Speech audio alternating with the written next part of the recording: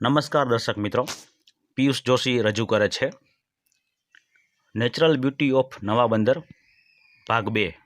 નવા બંદરનું કુદરતી સૌંદર્ય ભાગ 1 તો તમે જોયું જ હશે. અત્યાર સુધીમાં 2500થી વધુ દર્શકોએ આ વિડીયોને પસંદ કર્યો છે, તો તમે પણ જોઈ શકો છો. અત્યારે આપણે દેલવાડાથી આગળ નવા બંદર તરફ જઈ રહ્યા છે. નમસ્કાર દર્શક મિત્રો, આજે હું તમને દેલવાડાથી નવા બંદરની વચ્ચે જે કંઈ પણ કુદરતી સૌંદર્ય આવે છે તેમના દર્શન કરાવું છું. તમે શિયાળામાં સવારમાં નીકળો એટલે અહીંયા તમને શિયાળ, નીલગાય જેવા પ્રાણીઓ જોવા મળે છે, અને તમે બપોર પછી ક્યારેક નીકળો તો તમને અલગ અલગ પ્રકારના પક્ષીઓ જોવા મળે છે. સુરખાબ છે, પેલિકન છે, સી ઈગલ છે વગેરે. અત્યારે આપણે રામપરા અને જાખરાવડા ગામની બાજુમાં આગળ જઈએ છીએ અને ત્યાં તમને અલગ અલગ પક્ષીઓ જોવા મળશે. તો ચાલો આપણે નવા બંદરની આસપાસ રહેલા કુદરતી સૌંદર્યના દર્શન કરીએ. જે દર્શક મિત્રોએ દેલવાડા કે નવા બંદરની ક્યારેય મુલાકાત લીધી નથી તેમના માટે થોડું માર્ગદર્શન. ગૂગલ મેપ ઉપર જોઈએ એટલે જાખરવાડા અને રામપરાની બાજુમાં એક સુંદર મજાનું તળાવ આવે છે. આ તળાવનું સવારનું દૃશ્ય છે કે જેમાં અસંખ્ય પક્ષીઓ આનંદ કિલોલ કરે છે. તેમાં દેશ વિદેશના પક્ષીઓ પણ મહેમાન બને છે. શિયાળામાં આ તળાવમાં અનેક પક્ષીઓ આવે છે. અત્યારે આપણે બપોરનું દૃશ્ય પણ જોઈ રહ્યા છે. દિવસ દરમિયાન આ તળાવનું કુદરતી સૌંદર્ય તમે જોઈ શકો તેમના માટે અલગ અલગ સમયે આ દૃશ્યો લેવામાં આવેલા છે. સૂર્યોદય હોય કે સૂર્યાસ્ત હોય કે બપોરનો સમય હોય, આ તળાવનું કુદરતી સૌંદર્ય એક વખત તમે જુઓ એટલે બીજી વખત પણ તમને જોવાનું મન થશે. તળાવની બાજુમાં અનેક પક્ષીઓ આપણી આસપાસ જોવા મળતા કાબર, કબૂતર, ચકલા, બગલા એવા તો અનેક પક્ષીઓ જોવા મળે છે.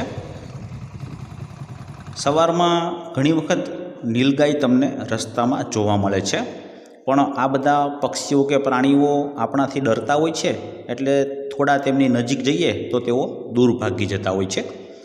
અહીં ઘણી વખત રાત્રિના સમયે સિંહ અને દીપડા જેવા પ્રાણીઓ પણ આવી ગયા હોય તેવા આધારો જોવા મળે છે. અત્યારે આ નીલગાયનું ટોળું નાંદણ ગામ તરફ જાય છે.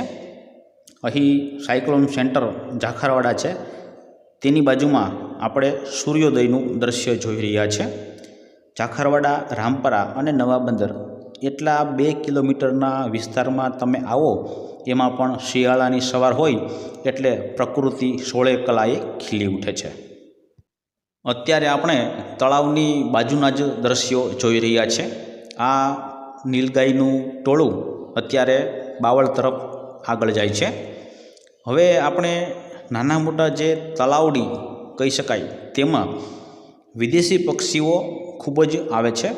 અહીં તમે જોઈ રહ્યા છો પેલિકન, સુરખાબ, સી ઈગલ વગેરે અનેક પક્ષીઓ અહીં જાખરવાડા અને નવા બંદરની વચ્ચે જોવા મળે છે. આપણે હવે આગળના દ્રશ્યો પણ લઈએ. આ યુવાનોએ તૈયાર કરેલ રમતગમતનું વિશાળ મેદાન છે. તો કે તેમાં ઘણી બધી નારિયેળી પડી ગઈ હતી, તેના થડનો ઉપયોગ કરીને વેસ્ટમાંથી બેસ્ટ બનાવેલું આ રમતનું મેદાન છે. અહીંયા ગૂગલ મેપ ઉપર આપણે જોઈએ એટલે નવા બંદરની બાજુમાં જે ખાડી વિસ્તાર આવે છે તેમાં પણ અસંખ્ય પક્ષીઓ આવે છે. આ તમે જોઈ રહ્યા છો તે ખાડી વિસ્તાર છે કે જેમાં ભરતી સમયે દરિયાનું પાણી થોડું આવી જતું હોય છે અને પછી અમુક દિવસ રહે છે. એ સમયમાં વિદેશી પક્ષીઓ અહીં આવે છે.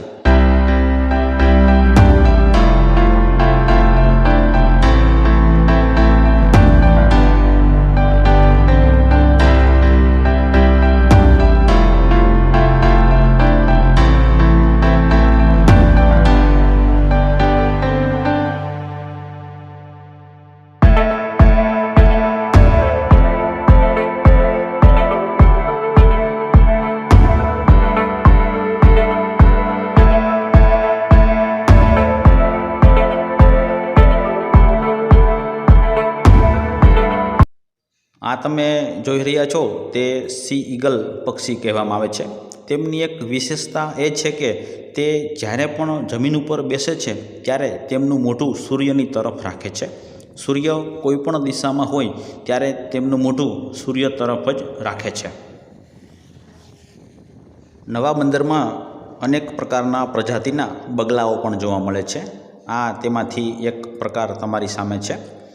આ વિડીયોમાં તમે જે કંઈ પણ દ્રશ્યો જોયા છે તે રામપરા, ઝાખરવાડા અને નવા બંદરના 2 કિલોમીટરના વિસ્તારમાં આવેલા દ્રશ્યો હતા. દરેક દર્શક મિત્રોનો હૃદયપૂર્વક આભાર. ફરી મળીશું. આવજો.